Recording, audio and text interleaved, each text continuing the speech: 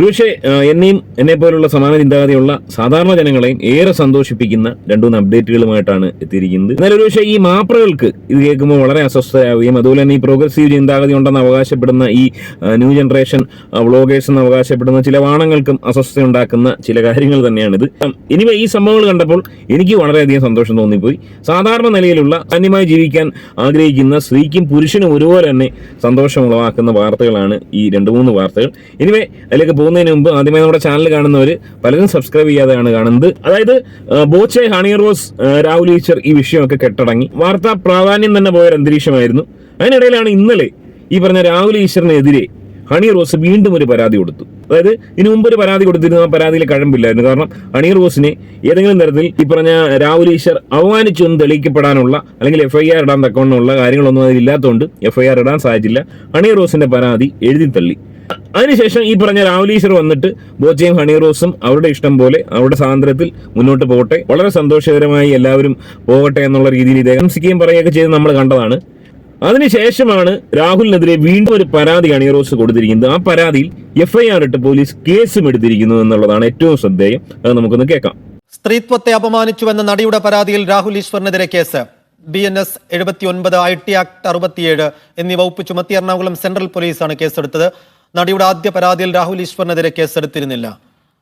Nitin Xavier വിവരങ്ങൾ നൽകും. നിതിൻ, എന്തായിരുന്നു കേസ്? എന്ത് നടപടി ഉണ്ടാകും? സൈഫുദ്ദീൻ, നടി നൽകിയ പരാതിയിലാണ് ഇപ്പോൾ രാഹുൽ ഈശ്വറിനെതിരെ എറണാകുളം സെൻട്രൽ പോലീസ് കേസ് എടുത്തിരിക്കുന്നത്. ആദ്യം ഈ നടി തന്നെ സ്ത്രീത്വത്തെ അവമാനിക്കുന്നു എന്ന് ചൂണ്ടിക്കാട്ടി സെൻട്രൽ പോലീസിൽ ഈ രാഹുൽ ഈശ്വറിനെതിരെ പരാതി നൽകിയിരുന്നു. പക്ഷെ അന്ന് കേസ് എടുക്കേണ്ട എന്നായിരുന്നു പോലീസിന്റെ തീരുമാനം.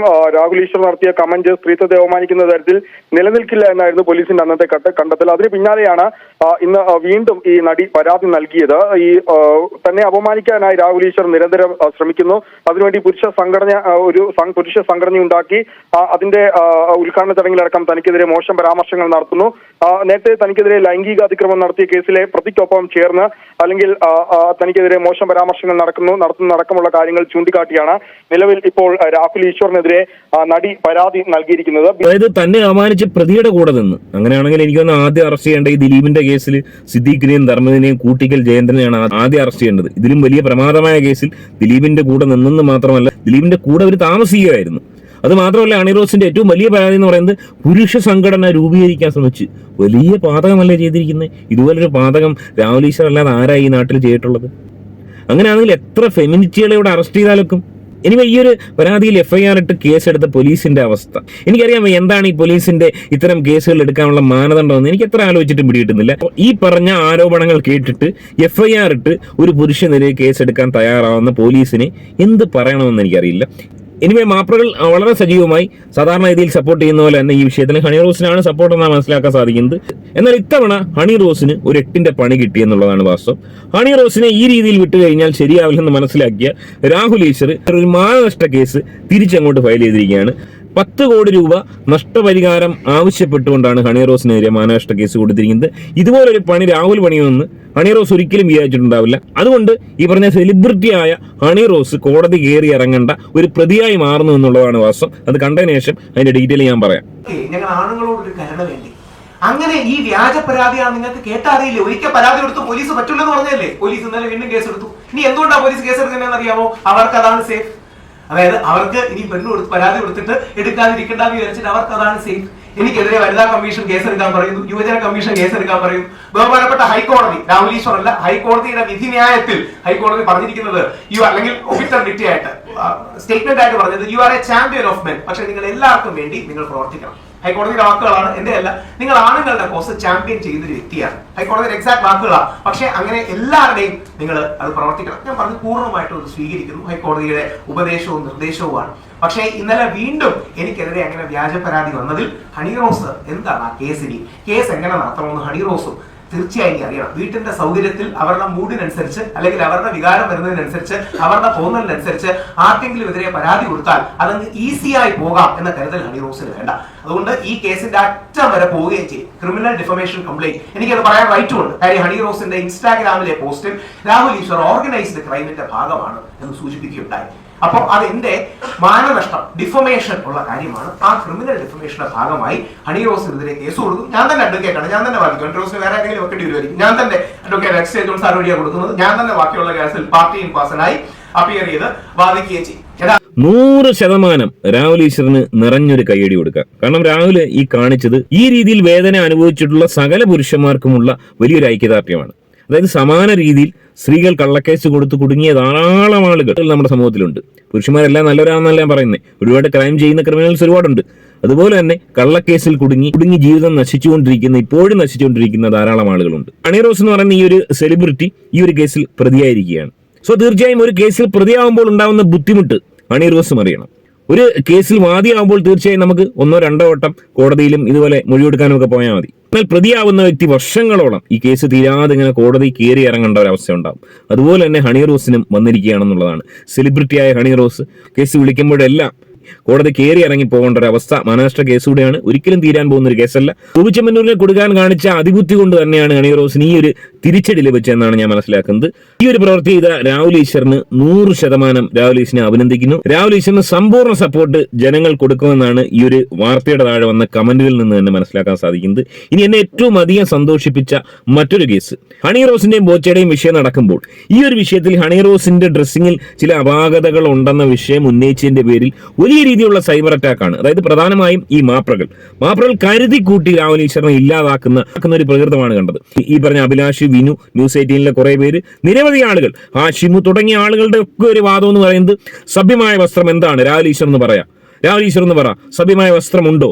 ജനാധിപത്യ രാജ്യമായ ഇന്ത്യയിൽ ഏതൊരു വസ്ത്രവും ധരിച്ച് ഏതൊരു സ്ത്രീക്കും പുരുഷനും എവിടെയും പോകാനുള്ള അവകാശമുണ്ട്. താങ്കൾ എവിടെയും പോകും. രാഹുൽ ഈശ്വറാണോ എന്ന് തീരുമാനിക്കാൻ ഈ മാപ്രകൾ ചോദിച്ചു. അതുപോലെ തന്നെ പ്രോഗ്രസീവ് ആയിട്ടുള്ള കുറച്ച് യൂട്യൂബ് വാണങ്ങൾ ഇതേ പ്രസ്താവന ഉന്നയിച്ച് വന്നിരുന്നു. സഭ്യതയുള്ള ഡ്രസ്സ് ഇടണമെന്ന് പറയുന്നതൊക്കെ വസന്തങ്ങളാണെന്നൊക്കെ പറഞ്ഞ് പല ആളുകൾ വന്നിരുന്നു. അന്ന് രാഹുൽ ഈശ്വർ എടുത്തെടുത്ത് പറഞ്ഞൊരു പോയിന്റ്, വസ്ത്രധാരണത്തിന് സഭ്യതയുണ്ട്. നമ്മുടെ നാട്ടിലല്ല, പല രാജ്യങ്ങളിലും പല സ്ഥലങ്ങളിൽ പോകുമ്പോൾ, അതായത് ക്ഷേത്രങ്ങളിലടക്കം പള്ളികളിലടക്കം പോകുമ്പോൾ ഡ്രസ് കോഡുകൾ ഉണ്ടെന്ന് രാഹുൽ വാദിച്ചപ്പോൾ അഭിലാഷ് അടക്കമുള്ള ആളുകൾ ഞാൻ എവിടെയും പോയിട്ടില്ല, ഞാൻ കണ്ടിട്ടില്ല എന്ന് രാഹുൽ ഈശ്വറിനോട് കയർത്തു. ഈ മാപ്രകൾ എങ്ങനെ കാണാനാ? ഈ മാപ്രകൾ എന്നിവിടെ ജോയിൻ ചെയ്തു. അതായത് ഈ ഒരു ന്യൂസ് ചാനൽ ജോയിൻ ചെയ്ത മാപ്രകളെ പുറത്തെന്തെങ്കിലും ഒരു പൊതുപരിപാടിയിലോ ഏതെങ്കിലും ഒരു പ്രോഗ്രാമിൽ നിങ്ങൾ ആരെങ്കിലും കണ്ടിട്ടുണ്ടോ? ഞാൻ കണ്ടിട്ടില്ല. എന്ന് യുവമാരൊക്കെ ജോയിൻ ചെയ്തു. ഈ കോട്ടും സ്യൂട്ടും എടുത്തിട്ട് ഈ പെണ്ണുങ്ങൾ യുവമാരും ഒക്കെ അന്ന് തുടങ്ങിയതാണ്. അതായത് ഒരു ദിവസം ഹോളിഡേ പോലും ഇവർ ആഘോഷിക്കുന്നില്ലെന്നാണ് ഞാൻ മനസ്സിലാക്കുന്നത്. ഫുൾ ടൈം ഈ പറഞ്ഞ ന്യൂസ് വായനയാണ് ഇമാരുടെ പരിപാടി. ഒരു പൊതുപരിപാടിയിലും പുറത്ത് ഒരു കാര്യത്തിനും, ഒരു കല്യാണത്തിനും പോലും ഇമാരെ ആരും കണ്ടിട്ടില്ല. സോ പൊതുരംഗത്ത് ഇറങ്ങാത്ത ഈ മാപ്രകൾ എങ്ങനെയാണ് നമ്മുടെ നാട്ടുകളുടെ ജനങ്ങളുടെ ചിന്താഗതി അല്ലെങ്കിൽ ഈ പറഞ്ഞ ഡ്രസ് കോഡുകളെ പറ്റി ആധികാരികമായി പറയാൻ സാധിക്കുക? സോ ഈ മാപ്രകൾ അടക്കമുള്ള ഈ പ്രോഗ്രസീവ് എന്ന് പറയുന്ന യൂട്യൂബേഴ്സ് വാണങ്ങൾ അടക്കമുള്ളവർക്കുള്ള ഏറ്റവും വലിയൊരു തിരിച്ചടിയാണ് ഈ ഒരു ന്യൂസ്. പ്രശസ്തമായ മുംബൈ സിദ്ധിവിനായക ക്ഷേത്രത്തിൽ ഡ്രസ് കോഡ് നിർബന്ധമാക്കി. ശരീരഭാഗം പുറത്തു കാണിക്കുന്ന വസ്ത്രങ്ങൾക്കും കീറിയ ജീൻസിനും സ്കേർട്ടിനും ക്ഷേത്രത്തിൽ വിലക്ക്. പുതിയ ഡ്രസ് കോഡ് പാലിക്കാത്തവരെ അടുത്ത ആഴ്ച മുതൽ ക്ഷേത്രത്തിൽ പ്രവേശിപ്പിക്കില്ല. ജെയ്സൺ മണിയങ്ങാട് ചേരുന്നുണ്ട്. ജെയ്സൺ, ഏത് സാഹചര്യത്തിലാണ് ഈ ഡ്രസ് കോഡ് നിർബന്ധമാക്കുന്നത്? ഡ്രസ് കോഡ് എങ്ങനെ? രേഷ്മ, മുംബൈയിലെ ഏറ്റവും പ്രശസ്തമായ ക്ഷേത്രങ്ങളിലൊന്നാണ് സിദ്ധിവിനായക ക്ഷേത്രം. നിലവിൽ സിദ്ധിവിനായക ക്ഷേത്രത്തിൽ അത്തരത്തിലുള്ള ഡ്രസ് കോഡുകളൊന്നുമില്ല. ആർക്കും എങ്ങനെയും പ്രവേശിക്കാം എന്ന ഇതായിരുന്നു. പക്ഷെ അതിനെ ഒരു മാറ്റം വരുത്തിയിരിക്കുകയാണ്. കാരണം പലപ്പോഴും അവിടെ ദർശനത്തിന് എത്തുന്ന പല ആളുകളും ഡ്രസ് കോഡിൽ വലിയ ബുദ്ധിമുട്ട് കണ്ടതുകൊണ്ടാണ് ഇത്തരത്തിൽ ഒരു ഡ്രസ് കോഡ്, പ്രത്യേക ഡ്രസ് കോഡുകൾ പാലിക്കാൻ ശരീരഭാഗം പുറത്തു കാണിക്കുന്നതോ കീറിയ വസ്ത്രങ്ങൾ, കീറിയ ജീൻസ്, സ്കർട്ട്സ് എന്നിവ ക്ഷേത്രത്തിൽ നിന്നും പൂർണ്ണമായും വിലക്കിയിട്ടുണ്ട്. അത് പാലിക്കാത്തവർക്കെതിരെ നടപടിയെടുക്കും. ഒരാഴ്ച വരെ സമയം കൊടുത്തിട്ടുണ്ട്. അതിനുള്ളിൽ ഏറെ സന്തോഷകരമായ ഒരു ന്യൂസ്. ഈ ഒരു വാർത്ത ഏതാണ്ട് 11 ലക്ഷത്തോളം ആളുകൾ കണ്ടിട്ടുണ്ട്. എന്റെ താഴെ മിക്കവാറും മാപ്രകളൊക്കെ ഇത് റിപ്പോർട്ട് ചെയ്തിട്ടുണ്ട്. പക്ഷേ ഈ പറഞ്ഞ സോക്കോൾഡ് മാപ്രകൾ, വസ്ത്രത്തിന് സഭ്യത ഇല്ല എന്ന് അവകാശപ്പെട്ട ഒരു മാപ്ര അവതാരകന് ഈ ഒരു വാർത്ത റിപ്പോർട്ട് ചെയ്തിട്ടില്ല. ഇതിന്റെ താഴെ 3400 പേരുടെ കമന്റ് വന്നിട്ടുണ്ട്. അതിൽ 100% ആളുകളും ഈ ഒരു വിധിക്ക് അനുകൂലമാണ്. ഇത് പള്ളിയിലാണെങ്കിലും ക്ഷേത്രങ്ങളിലാണെങ്കിലും എവിടെ നടപ്പാക്കിയാലും 100% ശരിയുള്ളൊരു കാര്യമാണ്. അപ്പൊ അതിന് ഒരു കാര്യം ഉറപ്പാണ്, വസ്ത്രത്തിന് സഭ്യതയുണ്ട് എന്നുള്ള കാര്യം ഇതിൽ നിന്ന് മാത്രം വ്യക്തമാണ്. ഹണി റോസിന് ഈ പറഞ്ഞ കണക്ക്, ഹണി റോസിനും ഈ പറഞ്ഞ നടികൾക്കും അവർക്ക് ഇഷ്ടമുള്ള ഡ്രസ്സ് ധരിച്ച് ഏത് ഉദ്ഘാടനത്തിനും പോകാം, അതിനുള്ള സ്വാതന്ത്ര്യമുണ്ട്. പക്ഷെ അത് കണ്ടിട്ട് അഭിപ്രായം പറയാനുള്ളതും അത് മോശമാണെന്ന് പറയാനുള്ളതും നല്ലതാണെന്ന് പറയാനുള്ള സ്വാതന്ത്ര്യം നമ്മുടെ ജനങ്ങൾക്കുമുണ്ട്. എക്സ്പോസ് ചെയ്യുന്ന ഡ്രസ്സ് ധരിച്ചു വരുന്നവർക്ക് മോശം കമന്റുകൾ കിട്ടും, മോശം അഭിപ്രായം കിട്ടും, സ്വാഭാവികമാണ്. ഈ അമ്പലത്തിലെ കേസ് 100% സത്യമാണ്. അതായത് കഴിഞ്ഞ വർഷം ഞാനൊരു ക്ഷേത്രത്തിൽ ഇതേപോലെ പോയപ്പോൾ എനിക്ക് ഫ്രണ്ടിൽ നിന്ന് ഇങ്ങനെ തൊഴുതുകൊണ്ടിരിക്കുന്നത്, നമ്മൾ ക്ഷേത്രത്തിൽ പോയാലും ഈ പറഞ്ഞ അവിടുത്തെ ഒരു ദേവനെ തൊഴുകുന്ന രീതി പൊതുവെ എല്ലാവർക്കും ഉണ്ടാവും. ഏത് മതസ്ഥനും ചിലപ്പോൾ ഒരുപക്ഷെ അവിടെ നിന്ന് എത്തി നോക്കും. അപ്പോൾ എൻ്റെ ഫ്രണ്ടിൽ നിൽക്കുന്ന ഒരു സ്ത്രീ, നല്ല തടിച്ചൊരു പെൺകുട്ടി, ചെറിയൊരു നിക്കർ വിട്ടാണ് നിൽക്കുന്നത്. ചെറിയൊരു നിക്കർ വിട്ട് ബാക്കിൽ വെട്ടൊക്കെ കാണുന്നുള്ള രീതിയിൽ എൻ്റെ ഭർത്താവ് അപ്പുറത്ത് നിൽക്കുന്നുണ്ട്. ഹിന്ദിക്കാരാണോ മലയാളിയാണോ ഒന്നും വ്യക്തമല്ല, കണ്ടിട്ടൊരു ഹിന്ദിക്കാരുടെ ലക്ഷണമാണ്, പക്ഷേ മലയാളം സംസാരിക്കുന്ന പോലെയാണ് എനിക്ക് തോന്നിയത്. അപ്പോൾ അവിടെ ആ വസ്ത്രം കണ്ടിട്ട് സ്വാഭാവികം എന്നെ പോലെ അതിന്റെ പിന്നിൽ നിൽക്കുന്ന ആളുകൾ ഈ പറഞ്ഞ അമ്പലത്തിലെ ദേവിയെ നോക്കുന്നതിനോടൊപ്പം തന്നെ ഇതും നോക്കി, ഏത് മനുഷ്യൻ നോക്കിപ്പോ. ആ ഒരു ക്ഷേത്രത്തിൽ ഈശ്വര വിശ്വാസിയായിട്ട് ജോലി ചെയ്യുന്ന ആളുകളെ അടക്കം, പൂജാരി അടക്കം, വരുന്ന ആളുകളെ അടക്കം, അത്തരം ആളുകളുടെ കണ്ണുകൾ പോലും പോകുന്ന ഇങ്ങോട്ടാണ്. ഇതൊരു സ്ത്രീ എന്നല്ല, ഒരുപാട് പേരങ്ങനെ വന്ന് ഞാൻ അവിടെ കണ്ടിരുന്നു. ഈ ഒരു കാഴ്ച സാധാരണഗതിയിൽ, അതായത് ഏത് ഡ്രസ്സ് എവിടെ ഇടണമെന്നുള്ള ഒരു കോമൺ സെൻസ് ഇല്ലാത്ത പെണ്ണുങ്ങൾ, അപരാധികളായിട്ടുള്ള പെണ്ണുങ്ങളെ സാധാരണഗതിയിൽ കണ്ടുവരുന്ന ഒരു കാര്യം തന്നെയാണ്. അതിന് തടയിടേണ്ടത് ആവശ്യം തന്നെയാണ്. കൂടി മനസ്സിലാക്കാൻ സാധിക്കുന്നത് വസ്ത്രധാരണത്തിൽ സഭ്യത ഉണ്ട്, അതിനൊരു അളവുകോലുകളുണ്ട്. സഭ്യമായ ഡ്രസ്സ് ഇടേണ്ട സ്ഥലത്ത് സഭ്യമായ ഡ്രസ്സ് ഇടേണ്ടത് തന്നെയാണ്. ഈ ഒരു വാർത്ത രാഹുൽ ഈശ്വറിനെ ഏറ്റവും അധികം ക്രൂശിച്ച മാപ്രകൾക്കുള്ള ചെകിട്ടത്തുള്ള അടിയായിട്ടാണ് ഞാൻ ഇതിനെ വ്യാഖ്യാനിക്കുന്നത്. ചുരുക്കം പറഞ്ഞ ഹണി റോസ് ഈ വിഷയങ്ങളൊക്കെ എടുത്തു നോക്കുകയാണെങ്കിൽ തന്റെ കുഴി താൻ തന്നെ തോണ്ടുന്ന ഒരു അവസ്ഥയാണ്. ഇനി ഈ വിഷയത്തിൽ നിങ്ങളുടെ അഭിപ്രായം കമന്റായി രേഖപ്പെടുത്താം. ആദ്യമായിട്ട് കാണുന്നവർ ചാനൽ സബ്സ്ക്രൈബ് ചെയ്ത് വീഡിയോ ലൈക്ക് ചെയ്ത് കാണുക. ഒരു വീഡിയോ ആയിട്ട് കാണാം. ബൈ.